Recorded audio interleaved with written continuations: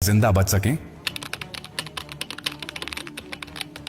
हाँ, अगर आप अभी से तैयार हैं, ये जानकारी जिंदगी और मौत के बीच की दूरी तय कर सकती है। क्योंकि जब एक न्यूक्लियर बम गिरता है तो सिर्फ धमाका ही नहीं होता, उसके बाद शुरू होता है वो खतरनाक खेल जिसे कहते हैं रेडिएशन फॉलआउट। और उसमें जो जिंदा बचता है वो भी धीरे धीरे मरने लगता है। सबसे पहले जानिए कि जैसे ही न्यूक्लियर बम गिरता है, एक तेज सफेद रोशनी आपके सामने आती है। इस रोशनी को देखना मतलब अपनी आंखों की रोशनी खो देना। आप अंधे हो सकते हैं स्थायी रूप से, इसलिए पहला कदम, जैसे ही धमाके की खबर मिले या रोशनी दिखे, तुरंत जमीन पर लेट जाइए, अपनी आंखें और कान बंद कर लीजिए और चेहरे को किसी कपड़े से ढक लीजिए। ये पहली रक्षा है। अब सवाल उठता है कि कहां जाएं? तो याद रखिए, अगर आपके आसपास कोई मेट्रो स्टेशन है, बेसमेंट है, अंडरग्राउंड पार्किंग है, तो वहीं भागिए, क्योंकि जमीन के नीचे रहना न्यूक्लियर फॉलआउट से बचने का सबसे कारगर तरीका है। लेकिन अगर कुछ नहीं है तो अपने घर को ही शेल्टर बनाना पड़ेगा। सारी खिड़कियां, दरवाजे बंद कर दीजिए। हर छोटी छोटी दरार को भी किसी कपड़े, टेप या गत्ते से बंद कीजिए। हवा का एक भी रास्ता नहीं खुला रहना चाहिए। अटैक से पहले या जैसे ही खबर मिले, आपके पास सिर्फ कुछ मिनट होंगे। उसी वक्त पानी भरिए, बाल्टी, बोतल, ड्रम जो भी है।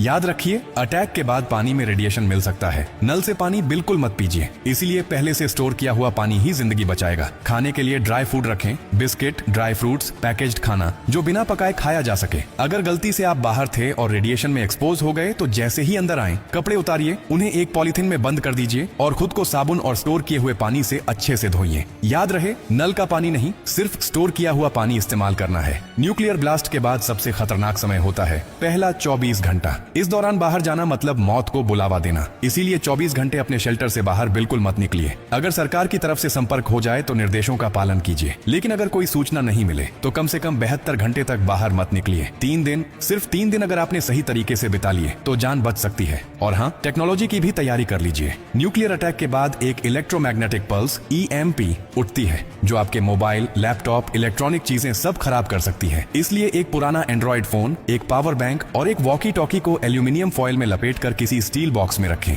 ये आपको बाकी दुनिया से संपर्क में रखेगा। सबसे जरूरी बात, घबराइए मत, पैनिक नहीं करना है। हर फैसला सोच समझ कर लीजिए।